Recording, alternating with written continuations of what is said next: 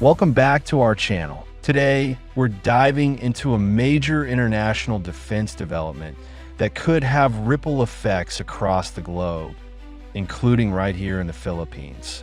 This could also weaken our Self-Reliant Defense Posture, SRDP goals. But what does this mean for the Philippines, especially as we continue negotiations for a second batch of FA-50s? Could Egypt's early signing impact our own timeline or costs? Let's break it all down. Egypt's interest in the FA-50 has been in the works for some time, and now it seems ready to push through. According to a recent DefenseWeb report, Egypt is expected to initially acquire 36 FA-50s, worth approximately $1 billion, with future plans to scale up to 100 units.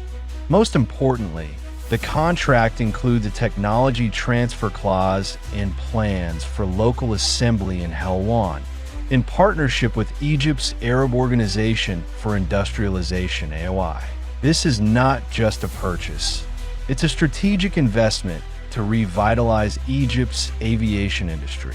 The FA-50, co-developed by South Korea's KAI and Lockheed Martin, is compatible with around 70% of F-16 parts, making it an ideal replacement for Egypt's aging Alpha jets and K-8E trainers. This deal is huge, not just in numbers, but in impact. If Egypt pushes through, this would be KAI's largest ever FA-50 export deal, even bigger than Poland's order of 48 units.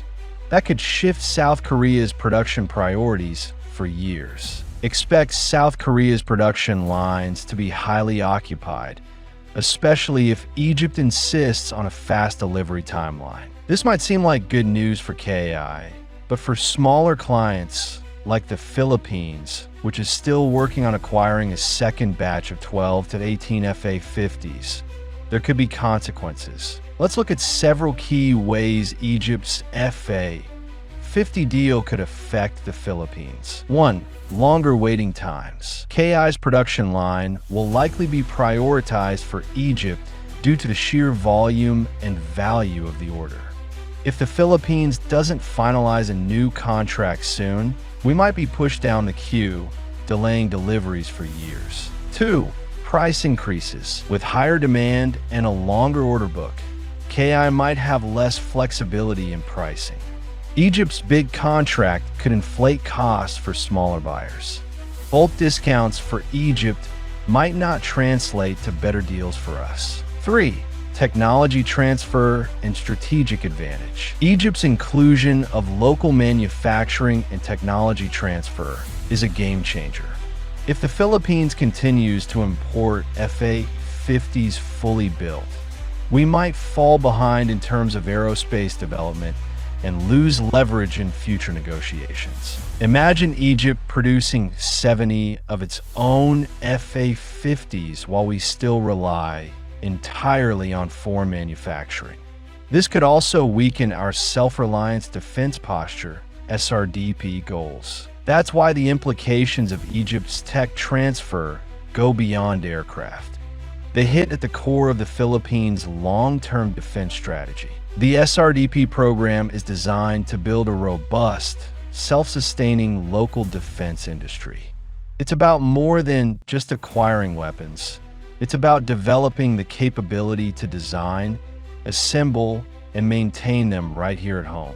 The Department of National Defense has been vocal about reducing our dependence on foreign suppliers, especially with rising tensions in the West Philippine Sea. Egypt's FA-50 deal shows exactly what's possible when a country ties its arms acquisition to industrial growth. If they can negotiate production rights for 70 aircraft, then the Philippines, a longtime operator of the FA-50, should also demand a seat at the table when it comes to local capability building. Strengthening the SRDP isn't just about pride, it's about national security. In a crisis, relying on foreign suppliers could be a major vulnerability. Localizing some level of FA-50 support, maintenance, or even component manufacturing ensures that our defense readiness isn't held hostage by international delays. If Egypt can do it, why can't we? This is the perfect time for policymakers, the DND, and the Philippine Air Force to push for a more strategic deal. Not just planes, but progress. 4. Export influence. Egypt's adoption of the FA-50 could influence other Middle Eastern and African nations to follow suit. If the aircraft becomes a regional standard, KI's resources might be stretched thinner, sidelining other partners like us. The Philippines has been an early and enthusiastic user of the FA-50.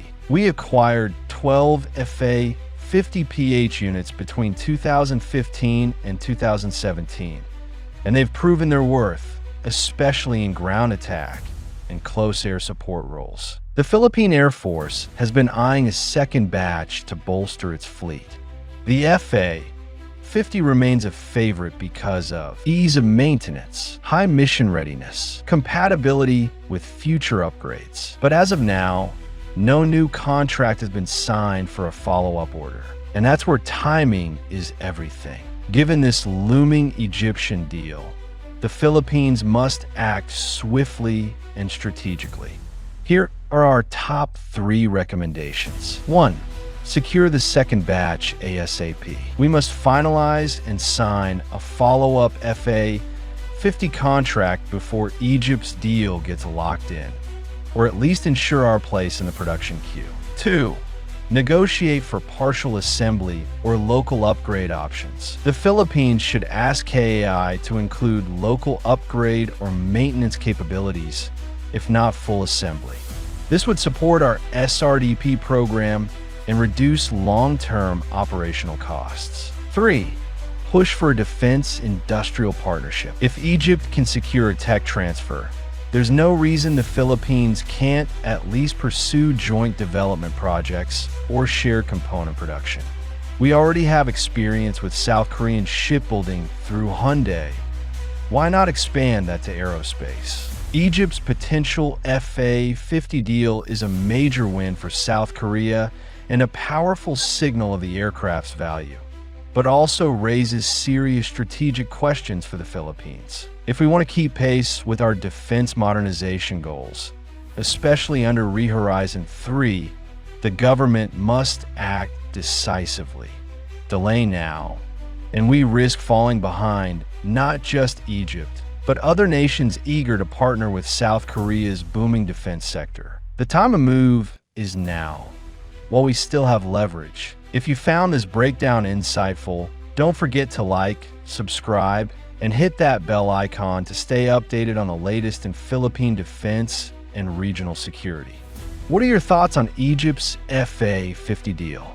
Should the Philippines move faster? Let us know in the comments below. Until next time, stay informed and stay patriotic.